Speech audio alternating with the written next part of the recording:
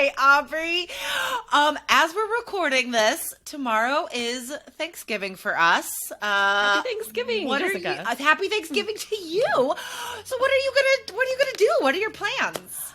We're going to the mountains. My in-laws have a cabin and my brother-in-law has a cabin, so we rented a little VRBO to go up, and the whole Carter family is doing Thanksgiving up in the woods, so that will be really that fun. Sounds so fun. I did a lot of the cooking in advance because nobody want to be cooking in a cabin with like the minimal kitchen. It's terrible. So I made a cherry pie already and candied yams already, so they're like ready to just put in the oven. Don't worry about it. Yeah, so it's going to be really fun. What about you? We're having some friends over, and I'm cooking most of it. One friend is bringing a signature cocktail that she has designed for the day. I know it involves bourbon. That's all I know. And then Maybe another cranberry. A lot of the Thanksgiving cocktails have a little cranberry, which I love. Yeah, me too. I love like the sour sweetness. Yes. And then another friend is bringing a squash side and 2 pies. So anyway, I'm real excited. I'm already like planning all the games and stuff we're going to play. Fun. You're doing the turkey. Have you done a turkey before? I've Last actually year. never cooked a turkey. Nice. Yeah. I think we talked about that last year. Yep. So I'm so pretty fun. confident this will be great. So guys, those are our plans. Today, however, we are talking about IELTS reading. We've had a lot of great questions lately from students in 3 keys that are really thinking a lot about these reading strategies. What is stopping them from finding the right answers? I love the insight that our students can give us into the reading strategies. Yes, definitely. As they're finding what works, what doesn't, as they're fine-tuning these strategies, often students will post something in our Facebook group. It's like a trick or something they've figured out to save time or something. Because sometimes you learn these strategies, but it's not enough just to hear it once. Once you put it into practice, you start really realizing how this works, how it's saving me time. And so that's one of the best things about this Facebook group is students sharing the insight they get as they practice. Yeah, totally. Okay, so let's get into this, Aubrey. What is the first reading question today? Okay, so a student posted, in reading, when we solve a group of questions and then we have another group, do we start reading again from the beginning? For example, if we finish 7 true, false, not given questions and then we have sentence completion, do we start from the beginning or not? Good question. That is an excellent question.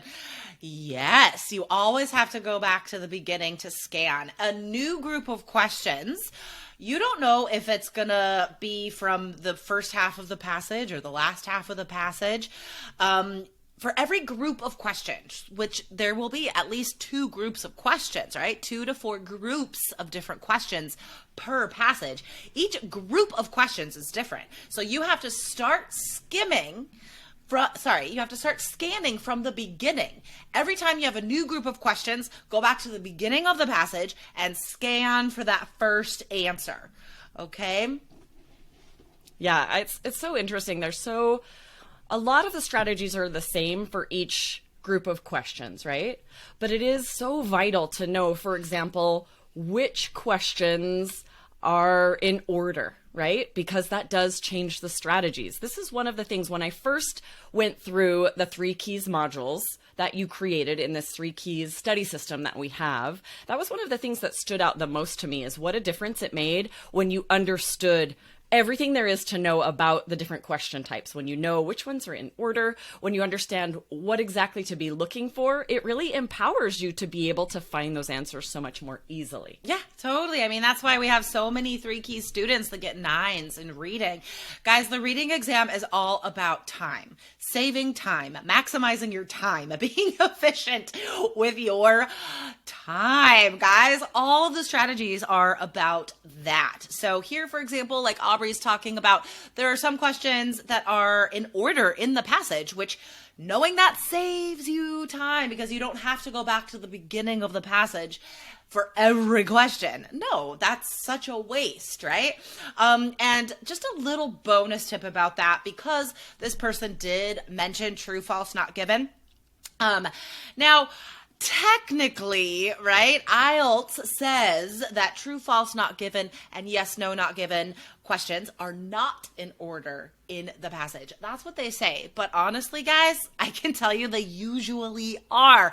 They usually are. There will be like two of them that are really close together. So maybe you'll find the answer for number 3 at the end of a paragraph, and the answer for number 4 is the sentence right before that. So it's like slightly not in order, but always right next to each other. So we want to approach true, false, not given, knowing that, because it already takes a lot of time to figure out that answer. Yes, that can save you so much time. Okay, let's jump into this next question, which is also a very good one. So this student was saying that she has learned hundreds of vocabulary words, but still sometimes gets stuck in reading. Just words she doesn't understand, doesn't know the parallel, the synonym, getting stuck. So she just said, what do I do? Any advice? And she said, I have read hundreds of articles, but sometimes I still lose confidence. Well, so if she has this much reading in experience already, and she has this much vocabulary already, then she knows everything she needs to know for IELTS, guys. The danger is getting stuck on words in the passage that you don't know. Because if your English is intermediate level or higher, you know all the vocabulary you need, guys. IELTS does not use like incredibly rare vocabulary in the questions, and they don't use it to give you the answers in the passage. There might be crazy hard words in the passage, but you don't need to know them. The answer is not there. Okay? It's designed, this test is made so you can get a 9, because we've seen students do that. They don't know every word in the English language. They're non-natives like you. So guys, don't get stuck on crazy hard words that you don't know, because you don't need them. Yes, that's such great advice. This student is ready. If she is reading as much as she as she says she is, if you guys are reading that much, reading difficult articles, you will be ready. You will have the vocabulary you need in order to find the answers to those questions. Exactly. So finally, guys, this is the most important takeaway we can give you about reading.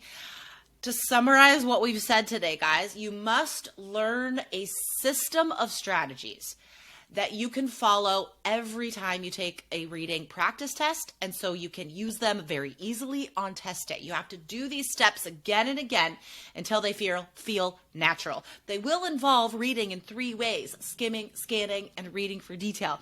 In 3 Keys IELTS, allearsenglish.com/KEYS, we give you that whole system for every part of the IELTS exam. And finally, guys, practice, right? Let's say it's a week before the exam, Aubrey. How many reading practice tests should I be taking? Ooh, that's a really good question. Do you mean per day? Yeah, or in the week, In the week. I would say you should do 3 to 5 reading tests in the week. And this really depends actually on, you have to be really aware of where your strengths are. If you're scoring 9s on reading exams, but you're really struggling still with reading or listening questions, that's where your focus should be, right? And then you'd be good to do 1 or 2 in the week just to keep those skills sharp. But if reading is really where you're struggling and you feel like you're ready for these other scores, yes, you're going to take more reading exams. That's kind of a trick question, Jessica, because it really depends on where you're at for the individual exams, right? I like testing you sometimes. Yeah, no, for sure. In fact, I was just talking to a super high level student this morning. Is like, I'm not very good in writing, and therefore I don't do it that often. Ooh, you know that's what so I mean? tempting. I was like, that's such human nature. Of course it is. But we have to feel uncomfortable if we're going to improve, right? That's like me. I'm not really good at cooking, so I don't do it very often. No, but me neither. Okay, except tomorrow I'm cooking a whole Thanksgiving dinner. It's going to be great. Awesome. And I asked James to make something, and he's making chili mac and cheese. So that'll be fun. A new Thanksgiving tradition. I love chili mac and cheese. It sounds really It's so good, right? I have had it and it's delicious. All right, awesome. Well, Aubrey, enjoy your Thanksgiving with your family, and I will talk to you after the break. Awesome. See ya. Bye.